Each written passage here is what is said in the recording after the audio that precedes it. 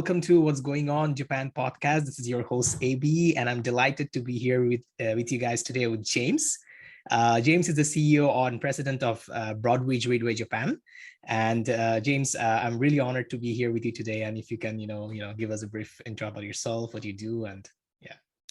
Thanks so much. Hi, my name is James Marsden. I look after the business for Broadridge in Asia Pacific for post-trade, which covers our solutions basically after the trade is made. So we look after our clients, we monitor market change, etc. So that's part of my role, is to make sure that we enable our clients to be successful in the region, thanks so much for having me on today, AB. I appreciate that. My pleasure, James. It's a really an honor because I think the things you guys do are not B2C, right? So, or maybe B2C, but not very like a product which easily can be understandable by like end users. So I'd like to know a little bit more about, like you mentioned that the post-trading system. So if you can tell a little bit in simple words for our viewers, like what your business is about and how your day-to-day is. Right, sure, yeah. So, what we do, we're basically a B2B company, So we provide the infrastructure for the financial market players. So our clients are, the major broker dealers and investment banks. Wow. So, JP Morgan, Mizuho Securities, etc. Those type of firms would come to Broadridge, and we provide them globally. We provide them with platforms that help them to run their operations day to day. So, and that covers a lot of different areas. So, for example, we provide front office and middle office platforms as well, which are kind of the order management. When a client wants to buy a stock, they would place an order, and then, the middle office helps to allocate that trade. And then we get to the post-trade world, which is kind of my specialist area. And what happens there is we would receive the trade, the client is buying some Sony stock or what have you. And our system really helps our clients to manage the whole process of moving the money and the securities from, they buy from the exchange and then they give it to the client. That whole process, years ago, it used to be kind of manual. People would write down, like literally in like a ledger, what obligations the firm has to deliver on, next Wednesday or whatever it is. Obviously, that is all becoming that whole cycle is becoming much shorter because of digitization. And our system is there to remove the people from the process because the speed of the world is changing so rapidly, and kind of automate everything that needs to happen. So the trade comes in, the trade needs to be confirmed with the client. So we need to send a piece of paper or a message somewhere to match it. We need to do the accounting. We need to keep the position of the firm. They need to know how many bonds or how many stocks they have and when they need to deliver them, etc. So we help to automate that whole process so that they can manage their operational risk. I see. So it's basically a SaaS product for the security exchange, right? To automate their process. That's right. Yeah, we offer two varieties, but we offer like what we would call a license or an enterprise edition, which is installed in the client's IT infrastructure. But that's less common now. And more often we are providing as a SaaS, so software as a service.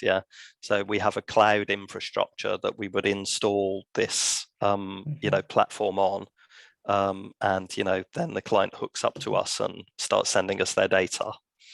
I think that Broadridge is a really exciting place to work if you're interested to know how like a S&P 500 company runs these massive systems. How do we develop, maintain, and provide them? How do we ensure that the client gets great levels of service? I think those are some of the key things that you would get insight to working here. Sure, James. By the way, sorry a bit. Like I think I mentioned that you're the CEO of Japan, but you're managing director of Asia Pacific in the post-trade. So just to clarify that. Also, I want to know a bit more, James. Like you have been in Japan for I think quite a long time, and you have been a leader for over 20 years. So if you can tell our viewers a little bit, like how has been your experience so far in Asia? Yeah, okay, yes, so thanks so much. So yeah, I've been based in Japan for actually 22 years. So it's how quickly the time passes, right? And yeah, it's so, I really love working in Asia because I think it's a very exciting place. Japan itself is a very complicated and interesting market, I think, to work in. There are many players, the size of the economy is big. There's a lot of opportunity, I think, here. And then, when you widen it to the kind of the whole Asia story, well, every country has got its uniquenesses. Every jurisdiction has got different legal requirements or different rules and regulations, which our systems need to abide to, and also we as people, as managers, need to understand the culture and the nuances, right, of each of the countries that we might have staff in, or we might deal with customers. Expectations may vary Right. according to the industry and the country that the client's in, etc. In Japan, for example, clients are very focused on quality, right? They really expect things to be perfect. They do not expect to find bugs in the system. They expect you to have tested everything before they would, come in to do their user acceptance testing or their system integration testing. So I think that's a really interesting challenge. So that's, I think that's exciting, and, they don't, less so, I think they're less concerned about how much things cost, but they want it to be right and they want it to be on schedule. In other countries, you may see, in Asia, you may see there's a more demand for, it needs to be more cost competitive. They're less concerned about, it's got to be perfect. They're less concerned about it has to be exactly on schedule. Those type of things, can vary, and you'll see that there's less detail maybe that they would undergo in like a due diligence. So it's really interesting to see the differences, I think, there. And obviously the language as well, right, is such an interesting challenge as well. If we want to work in Japan and I think be very successful, I think, learning the language and being really good at Japanese so that you can be a bridge, right, is also a fundamental part of being especially in a global company, right, or in a global business, like the financial business. Often our job is, we need to deal with our delivery teams, which could be located in other countries, right, in different time zones. So, it really builds your awareness, right, that the world is a complicated place, I think, being here. Certainly. So getting deep into it, like you mentioned, like you need language, you need the quality, the awareness of quality. So if maybe a 20 or mid 20 years old guy coming to Japan would like to build up their career in finance or in tech, like what should they be, like be aware of in general, or what would be your advice to them? Sure. Well, I guess first of all, I think it's a journey, right? And you got to be prepared that it's going to take time to find success, right? And to build your brand, I think, and to build your knowledge and your networks of people, and also your knowledge of like the domain that you're going to be in.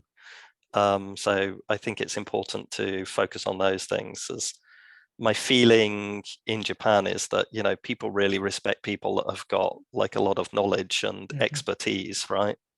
So I think if you can focus on something that you like or something that you really enjoy and kind of develop that capability, I think that will set you up well.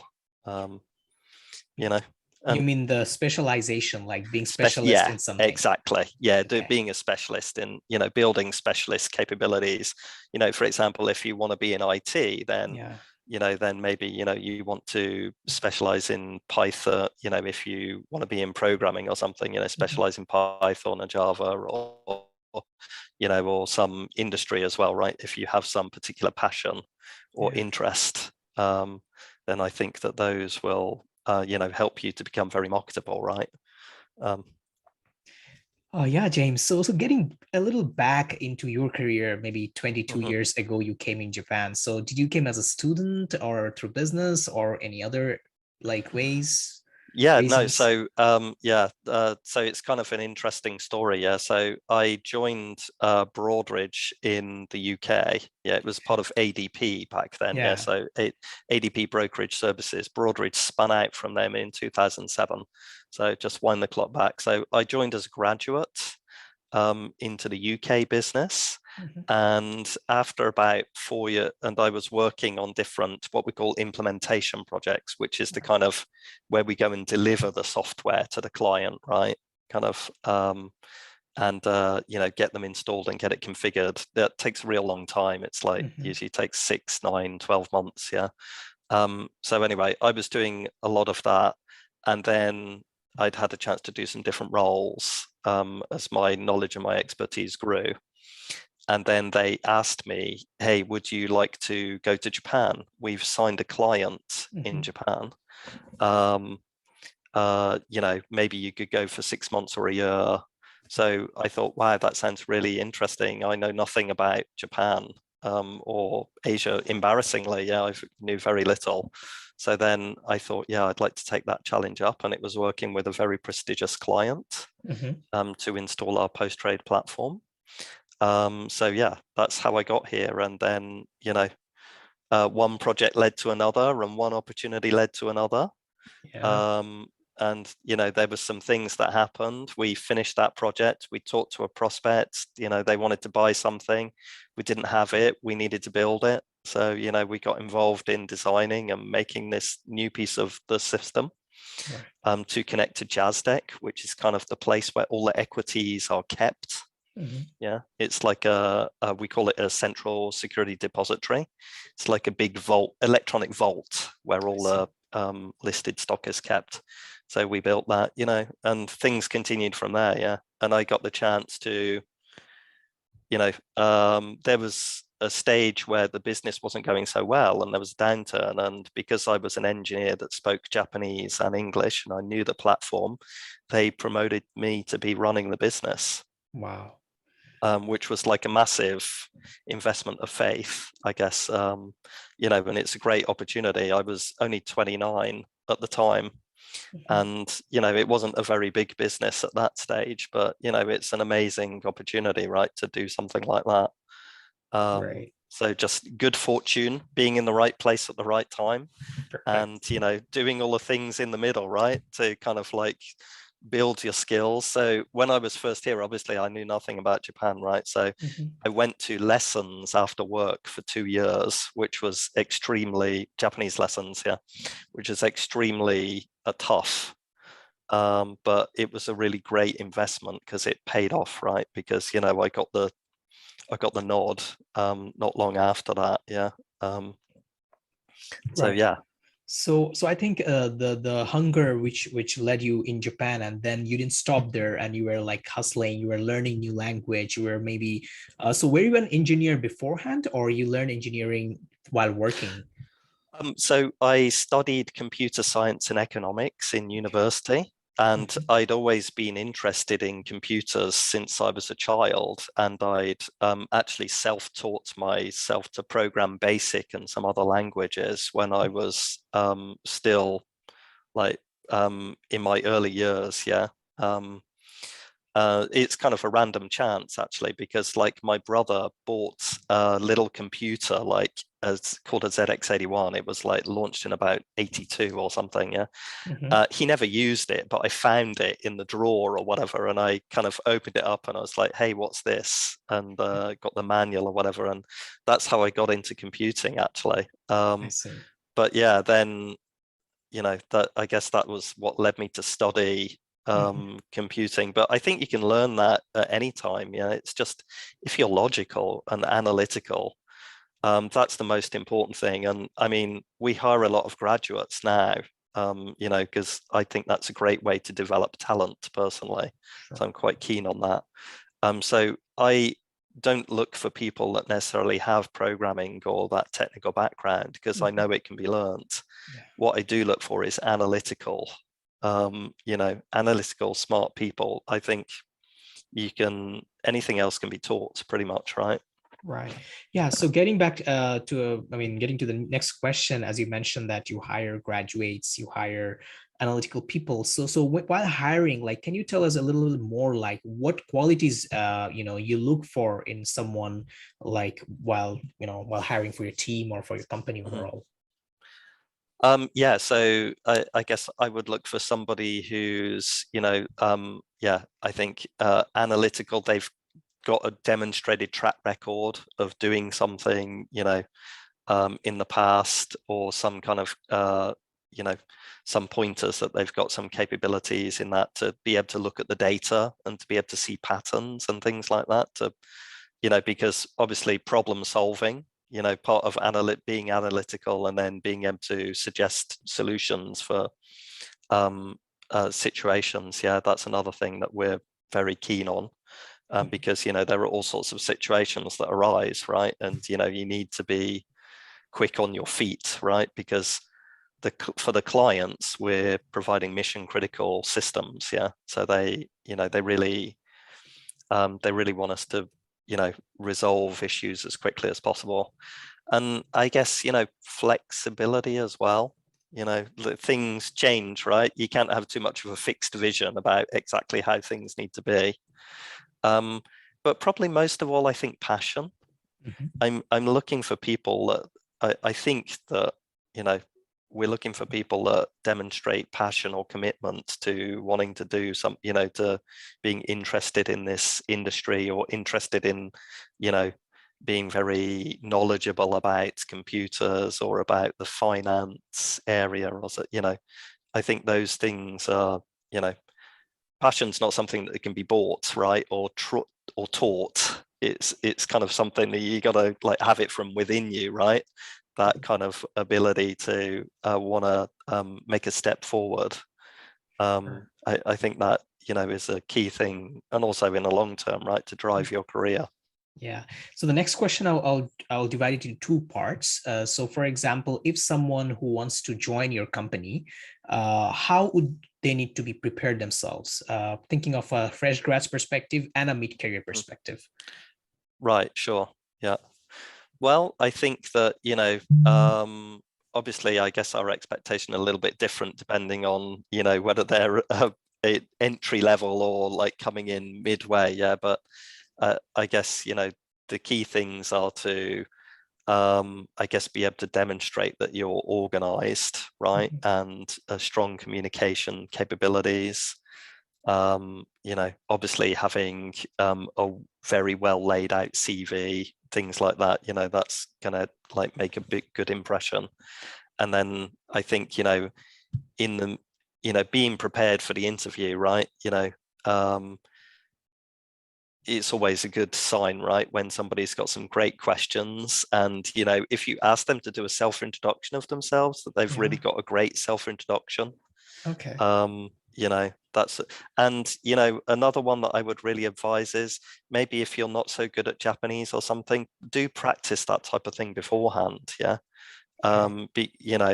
Just kind of like, don't come up on the day, and then when one of my favorite things is I like to swap language halfway through the interview, yeah, to test, especially if somebody says that they can speak Japanese. So you better be prepared, right? Because that could, I'm sure that other firms do that as well. So I think those are some of the key things, yeah, that you'd want to do. Obviously, if you've got prior experience, then try to map how is that relevant, I think, to the company that you're applying for, right?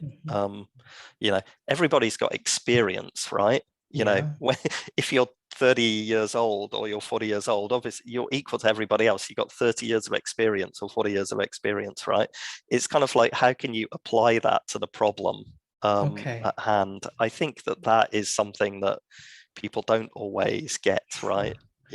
Yeah, I think I want to like come here like to think about this issue you mentioned, that so everyone has experience of 29 years, 30 years, 40 years, or even a 22 years old graduate, right?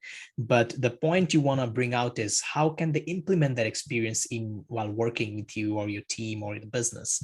Yeah, I think that is the thing. So basically, when we speak as recruiters to fresh grads or people with less experience, they always want to like kind of lowball themselves saying that, oh, I don't have that experience, but it's not always relevant because you don't need that experience, but the what you have, why don't you implement that, right? Mm. So No, totally. yeah, you got it. Yeah, yeah, completely. Yeah. Maybe when you were a graduate, when you were a student, you worked in a restaurant, right? And you had to deal with a customer complaint, right? Yeah. You know, customers complain in every industry, right? That's just like things go wrong, right? And it's what makes the difference is how we deal with problems when things bad happen. Yeah. Mhm. Everybody looks great when things go well, right? Oh, we got the new sale. Oh, we were successful to develop the new product or whatever, right? But of course, there's a lot of like trial and error, right? And failure within like the micro stories that go on in the meantime, right? And it's kind Yeah. of like, how are you going to deal with that? When there's a pressure situation, right? When something goes wrong, right? What is your talk track or your point going to be? Yeah. Yeah. So yeah, I definitely, yeah, I would encourage people to think about, yeah, how are you going to make what you've done relevant, right? Or talk about what you want to do, right? Sure. So What do you want James, to as you, achieve? sorry. So James, as you mentioned, like you look people who are quite, I'd rather say individualistic in a way that they know what they're doing. They're also bilingual. There must be talented people, and there is a war of talent nowadays, right? Not finding enough engineering talents, not finding enough bilingual talents. So how in 2022, we're talking in May 26, like how do you attract those talents to join your team? Well, I guess, um, I think it's two things, right? First of all, to be able to work in a kind of exciting multicultural environment. I do feel that's like, Broadridge is a very inclusive company. And, I'm very proud to have a team which is made up of individuals from all over the world. Yeah, so many different nationalities and backgrounds. So, that's one thing that I think is really kind of exciting about working here. Yeah, that you can be kind of working with those in that environment. Yeah. And obviously it's kind of global, environment, so you can deal with people from the different businesses that we have around the world. And I guess, the second thing is the opportunity to, yeah, maybe do something a little bit unusual, right? I think that this business that we're in is maybe not something that one can easily kind of, experience, right? There are a few players globally that probably offer what we do. Um, so I think that that's another thing, get that chance to see how really big companies offer services to other really big companies, right? And, um, so I think that chance to get a unique experience and get a unique learning. Um, and then I guess obviously, we need to make sure that our packages are competitive, right? And that we offer the other benefits as well, right? Like the ability to take time off, when you need it and things like that, right? That time of flexibility, obviously offering the hybrid kind of working environment from work from home, work from office, right? Those type of, I think those dynamics are important as well, yeah. Because I'm sure that people are looking at those Right. factors, right, when they select a job, right? Yeah. Great. I think you touch all the points, for example, flexibility, hybrid, competitive advantage, when competitive package, as well as the excitement of joining such a multicultural team. If you don't mind me learning, like how many team members are there in the Japan office or working together in APAC? So in our division in Japan, so we're part of global technology and operations. I think we have about 60 folks in Japan. Yeah. We have another company, another joint venture with the Mhm. Tokyo Stock Exchange, or should I say the JPX now, which is part of our investor communications division. And I think they've got about 40. So I think we've got about 100 people in Japan in total. Oh, in across our two business lines. And then obviously there's a lot of people globally in Asia Pac. I think we've probably got about 300, I'm excluding India. If I bring in India, it's thousands. Yeah. Wow. And then I think we're quite close to 15,000 globally. Wow, that's a very, very Yeah. strong and very decent number, I guess. So I think that would make anyone very excited to work for you. Mhm. Well, I think you mentioned that you have all these great people working for you. So, and in this global talent war, like everyone is hunting everyone, right? And that's what maybe the job we're paid for. But so how do you retain those talents who are working with you? Mm.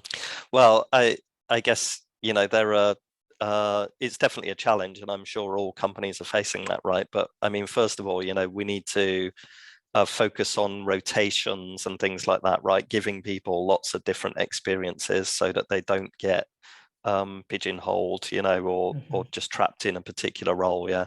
So, for example, as part of our graduate training scheme, actually, we have like a rotation that we do. So we rotate. It's a 2 year. It's 4 years in total, but the first 2 years is rotation.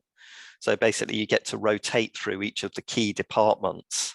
So we got like sales and marketing and pre-sales, implementations, uh, development, and client service.